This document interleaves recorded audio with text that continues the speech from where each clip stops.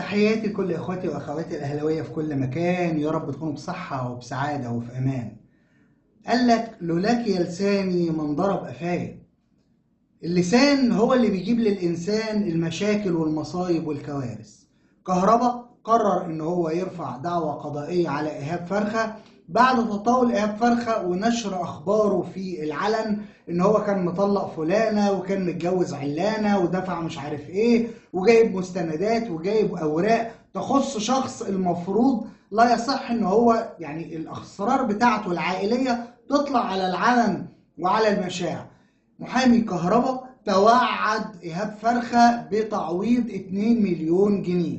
مش كده وبس، كمان علي السيسي الصحفي الزملكاوي بيتوعد الكابتن الخطيب واحنا هنرد عليه، واحمد الطيب المعلق الزملكاوي والصيد في الماء العكر وتلقيح الكلام على النادي الاهلي وعلى الاهلاويه وعلى الكابتن الخطيب. تعالوا نطلع ونسمع ونشوف اخبارنا والتقرير بتاعنا ونرجع نكمل مع بعض. بس ما تنساش اخويا حبيبي الاهلاوي تدعمنا بلايك وشير الفيديو. اول مره تشوفني، اول مره تخش قناتي، تشترك في القناه وتفعل زر الجرس وتختار كل الاشعارات عشان ما فيش اي فيديو يفوتك على قناتنا وقناتكم، قناه كل الاهلاويه على اليوتيوب. يلا نطلع ونسمع ونشوف اخبارنا ونرجع نكمل كلامنا. يلا بينا. البداية كانت مع الأستاذ أشرف عبد العزيز على حسابه الرسمي، وأشرف عبد العزيز هو محامي كهربا. كتب الآتي: إعلامي أمس جلس يتحدث على قضايا على كهربا وإمام عاشور، وهو معتقد إن ده رد على انتقالهم إلى النادي الأهلي. عايز أقول له إنه صدر حكم نهائي وبات ضدك لصالح لاعب بسبب ما تم تداوله أيضا من حديث على لسانك، وإن شاء الله هيتم تنفيذه في أقرب وقت، وانتظر دعوى تعويض بمبلغ 2 مليون جنيه، وانتظر اتخاذ الإجراءات القانونية في الحديث الجديد. وده بناء على ما قاله الافندي اللي اسمه ايهاب فرخه بعد ما قال ان كهربا كان متجوز واحده اسمها كذا واتطلقت عشان كذا ونادي الزمالك دفع له كذا، وابتدى يخوض في الاعراض. وانا جبت فيديو امبارح او اول امبارح بعنوان ان ايهاب فرخه بيخوض في عرض كهربا ويعني بيتطاول على امام عاشور. جاب ورق من مرتضى منصور، يعني ودي اسمها خيانه امانه، لما يبقى واحد موكله ويقول له خد ترافع عني في القضيه الفلانيه فيطلع اسراره، فدي اسمها خيانه امانه، وده ما ينفعش لمحامي اصلا انه يطلع ورق للعلن على لصحفي علشان ينشره في قناه نادي الزمالك ويقول ان كهربا كان متجوز واحده اسمها ساره وهي مذيعه في قناه المحور، وكان كهربا متجوزها وده ده نفقه كذا وده مؤخر صداق كذا. الكلام ده ما يصحش في الاعلام. ده الشق الاولاني. الشق الثاني وهو علي السيسي، وهو اعلامي زملكاوي او يعني صحفي زملكاوي او ناقد رياضي زملكاوي، يعني شديد التعصب ضد النادي الاهلي. كتب الاتي على حسابه الرسمي: انذار رسمي الى الخطيب، اقسم بالله اذا لم تكف عن التآمر على الزمالك لنشرت فيديو جريمتك في منزل تركي وليكن ما يكون. ايه جريمته في منزل تركي؟ ما تفهمنا. لو معاك حاجه تدين اي حد لا انشرها، واحنا اول ناس نقول الخطيب غلطان لو في غلط. لكن فاكر يا استاذ علي يا سيسي لما انت طلعت مع خالد الغندور وقلت ان الزمالك خد الدوري من المنصوره بالظلم وبالسرقه، لما ادعوا ان في لاعب من عندهم او الاداري بتاعهم او الحكم اتضرب ولفوا له بزازه كوكاكولا، يعني كان في هدف صحيح 100% واتلغى ادعاء التسلل واصلا ما كانش في تسلل، وكل لاعبي نادي الزمالك نطت من فوق السور والمباراه اتحسبت لنادي الزمالك فوز 2-0 على الرغم ان هم كانوا مهزومين. فيا استاذ علي ما يبقاش بيتك من ازاز وتحدف الناس بالطوب. علي السيسي ده كان ضمن حبايب مرتضى منصور واختلفوا وبعد كده بقوا يشتموا بعض. دلوقتي انت جاي بتقول الخطيب ومحاربه الزمالك. زمالك ايه؟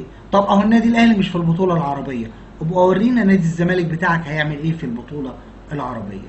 نروح بقى للشق الثالث وهو المعلق الرياضي احمد الطيب. احمد الطيب يعني بيتحفنا بالبوستات بتاعته على الفيسبوك.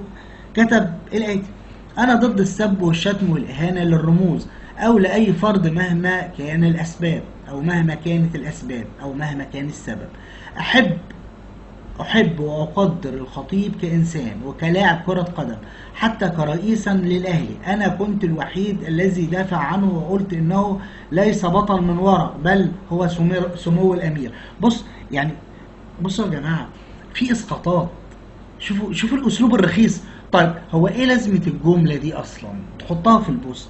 يعني قول هو سمو الامير على طول بدون ما تذكر ان هو ليس بطل من ورق. يعني انت بتاكد ان هو بطل من ورق بس. ماشي. محمود الخطيب والمكالمه الموجوده على اليوتيوب والكل يعرفها جيدا، لكن وقتها لجان المزور ارادت عكس ذلك. مين المزور؟ ما اعرفش. هل تقصد اللي ضربك؟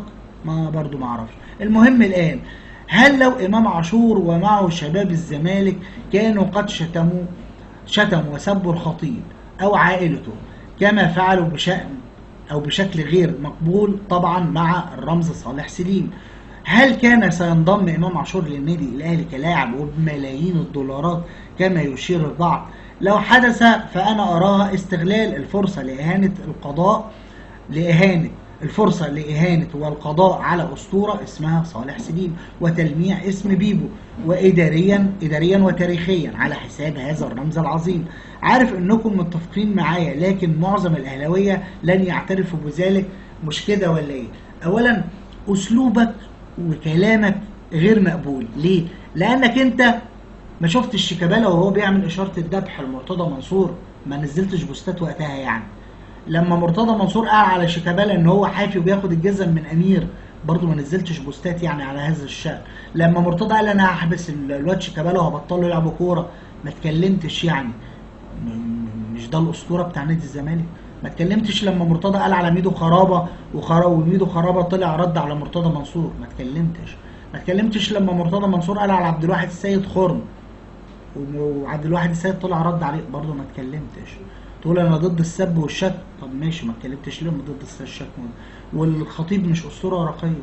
والخطيب على فكره الواد امام عاشور شتم كل رموز النادي الاهلي، واحنا انا عن نفسي ضد تواجد امام عاشور في النادي الاهلي، ولكن هو اعتذر مرارا وتكرارا وخلاص سامحناه، ومبادئنا تطبق على من هم داخل المنظومه الاهلاويه. يعني انا ما ينفعش اطبق مبادئي عليك يا احمد يا طيب، لكن لما تشتغل في النادي الاهلي لا، مبادئي تطبق عليك، ولو غلطت خلاص بتمشي ما بترجعش تاني. فهمت؟ يعني احمد الطيب يعني استاذ في ان هو ايه، يعني يحور. نيجي بقى للبوست الاخير بتاع احمد الطيب. قال لك ايه بقى؟ قال لك فرحة الأهلاوية بالفوز بالدوري تظهر قد إيه احتكار الزمالك للبطولة آخر سنتين. يا سلام، كان أمر مؤلم بصراحة. من حقهم يفرحوا كمان وكمان. مصر عددها مش 81 مليون فقط، هناك آخرين مشتاقين للفرحة. لنا أحباء أهلاوية نفرح لفرحهم. يعني ال 81 مليون دول، يعني هو بيشير ان الزملكاويه 81 مليون. بأمارة ايه يا طيب؟ لا انت فعلا انت طيب يا راجل. ده اذا كان اي استفتاء على تويتر لاي لاعب زملكاوي بيخسروا، حتى لو اللي قدامه مش لاعب من النادي الاهلي. انتوا شعبيتكم الحقيقيه على ارض الواقع مش يعني ما تزيدش عن 6-7 مليون زملكاوي بالمجامله كمان. 7-8 مليون زملكاوي في مصر كلها. روح اسأل، روح مدرسة اسأل كام واحد في الفصل اهلاوي ولا زملكاوي. شوف العدد الحقيقي على الارض هيبقى قد ايه. روح الجامعات، روح اي مكان، روح الكافيهات، هتعرف عددكم وحجمكم الطبيعي. وتقول لي احتكار ايه؟ بالاحتواء وبروتوكول عصام هناء؟ يا راجل عيب عليك. الكلام ده ما يطلعش من واحد المفروض بيدعي ان هو مثقف ومتعلم وعنده نوع من انواع الرقي في الطرح. لازم لما اتكلم كلام يعني ايه؟ ده كلام كده نسوان. ده كدنس. عارفين لما يبقوا في 2 ستات قاعدين بيغيظوا بعض؟ اهو ده كدنس. 81 مليون. اذا كان عدد الاهلاويه في مصر 90 مليون ومصر عددها 125 مليون، الاهلاويه في مصر 90 مليون مقفوله. لا زياده ولا نقص عشان نبقى حقانيين. لكن انتوا عددكم في مصر 7-6 مليون بكتير، ومع ذلك انت طالع بتقول احتكار وامر مؤلم. امر مؤلم ايه يا راجل؟ ده انتوا كسبتوا الدوري، جبتوا اتوبيس مكشوف ولفيتوا بيه 7 بلاد. النادي الاهلي كسب افريقيا وعادي، لا جاب اتوبيس ولا لف ولا راح ولا جه. كسبنا الدوري، لا اتوبيس ولا رحنا ولا جينا. كسبنا كاس السوبر الافريقي نفس الامر. برونزيه كاس العالم نفس الامر، عادي جدا، امر طبيعي. عملناها مره قبل كده لما كسبنا كاس عالم، رحنا كاس عالم الانديه وخدنا الثالث، وجبنا اتوبيس مكشوف ولفينا، دي عشان كانت اول مره ناخد المركز الثالث وخلاص، ما اتكررتش تاني، والنادي الاهلي اول من بدعها. ولكن انت يعني ربنا يعني يعينك على اللي في دماغك، ما تروحوش في اي مكان. لسه الفيديو بتاعنا. انا زعت لحضراتكم اول امبارح او من 3 ايام تجاوز ايهاب فرخه في حق كهربا. جاب اوراق من مرتضى منصور، ده كان متجوز المذيعه ساره ومتطلقين، ورفع عليه قضيه ورفع عليه دعوه ورفع عليها مش عارف ايه، وما كانش معاه فلوس، ومرتضى اللي سدد له ومرتضى اللي دفع له، وكان الدفع يا الحبس، واسلوب متدني في الحوار لا يليق ولا يصح. يعني دي اسرار شخصيه واسرار عائليه. ايه دخل المشاهد في ان يعرف ان ده كان متجوز فلانه ولا طلق علانه؟ ايه اللي هيستفاده ان انت تشهر بالناس؟ ومع ذلك استمر في هذا التشهير، فقرر محامي كهربا ان هو يرفع دعوى قضائية على ايهاب الفولي او ايهاب فرخة كما حضراتكم عارفين اسم الشهرة بتاعه. اما علي السيسي اللي بيتوعد الخطيب هيشوف ايه اللي حصل او ينشر اللي حصل في او الفيديو بتاعه تواجد الكابتن الخطيب في منزل تركي الشيخ. اكيد يعني يقصد موضوع التفاوض مع مين؟ مع الواد اللي كان بيلعب في نادي الزمالك، الواد اللي هو مرتضى منصور طرده وبعد كده حابب بيرجعه تاني ومرضيش، احمد الشناوي. ايه يعني حب ان هو يتواصل معاه وبعد كده مشي؟ ده كلام خزعبلي. لو انت معاك دليل، معاك مستند، معاك فيديو، اعرضه يا عم للساحه، واحنا اول ناس هنقول للخطيب انت غلطان. يوم ما كابتن الخطيب اصطلح مع تركي الشيخ ورجعه مره تانية، احنا اعترضنا كاهلاويه، قلنا له لا يا كابتن الخطيب، يا نحله لا تقرصيني ولا عايز منك عسل، خلي تركي في حاله، خلاص احنا اصطلحنا، السلام عليكم وعليكم السلام، كل واحد في حاله، صباح الخير صباح النور. مفيش داعي ان يبقى في علاقات وفي انا جبت لكم، لا انا خدت منكم، لا انتوا عملتوا، لا لا لا, لا. خلاص انت قلت مره وكل واحد راح لحاله مع الف سلامه، بس قولا واحدا. فالكابتن الخطيب لما هيغلط احنا اول ناس هنقول عنه غلطان. لو معاك حاجه عايز تطلعها طلعها وريها، لكن لوك وتهديد علشان تبقى واو ومرتضى منصور يجيبك تاني. ما هو الناس عرفت من اين تؤكل الكتف. هاجم النادي الاهلي، هاجم اداره النادي الاهلي، هاجم الخطيب، شيد مش عارف بمرتضى، خلاص هتبقى في قناه نادي الزمالك وهتبقى في نادي الزمالك شغال. فعشان السيسي اتطرد فعايز يرجع مره اخرى فيصطلح مع مرتضى على حساب النادي الاهلي. العب غيرها يا السيسي وابعد بعيد عن النادي الاهلي. انا اقصد علي السيسي مش السيسي رئيس الجمهوريه، احسن حد يمسك الفيديو قصقصه يقول لك اوه بص امسك ده بيشتم السيسي انا عارف الحركات القرعه بتاعت الزملكاويه دول. ده الشق الثاني. اما الشق الثالث فهو يعني كارثه الكوارث من احمد الطيب اللي بيصف جماهير نادي الزمالك انهم 81 مليون. يعني طب ليه مش 80؟ ليه مش 82؟ ما اعرفش. هو قال لك هو عنده 81 وربط على كده. يا عم انتوا عددكم 81,000، عددكم 6 مليون 7 مليون 8 مليون بالكتير قوي في مصر كلها. تضحك على مين؟ اي استفتاء بتدخلوه مع نادي الاهلي او لاعب في النادي الاهلي بتخسروه.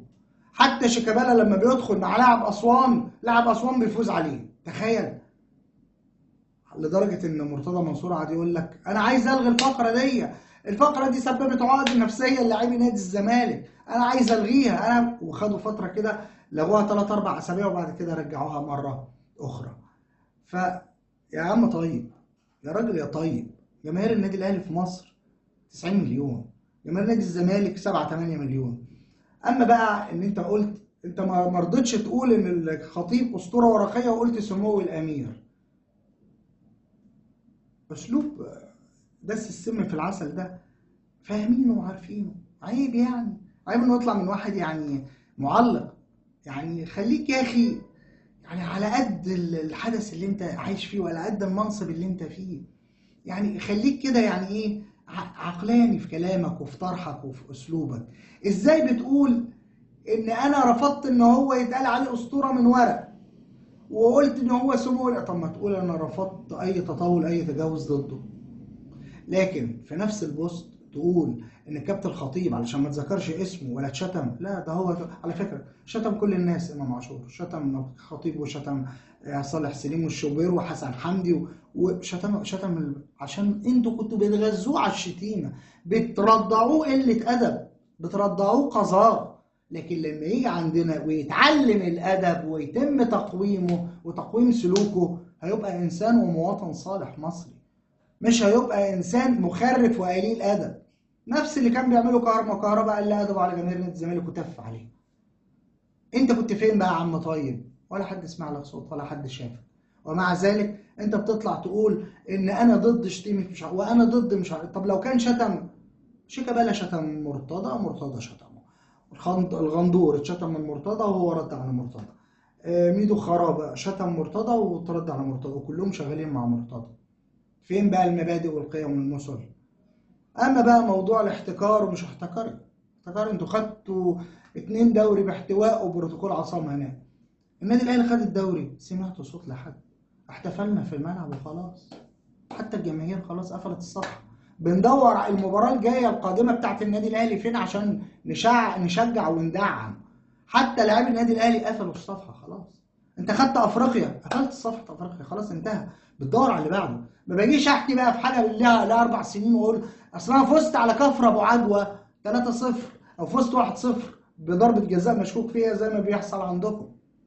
لكن ربنا لما خلق البني ادمين وزع عليها الارزاق، محدش عجبه رزقه، لكن لما وزع العقول كل واحد عجبه عقله، وانت ما دام عجبك عقلك فهذا شأنك. انتهى الفيديو بتاعنا.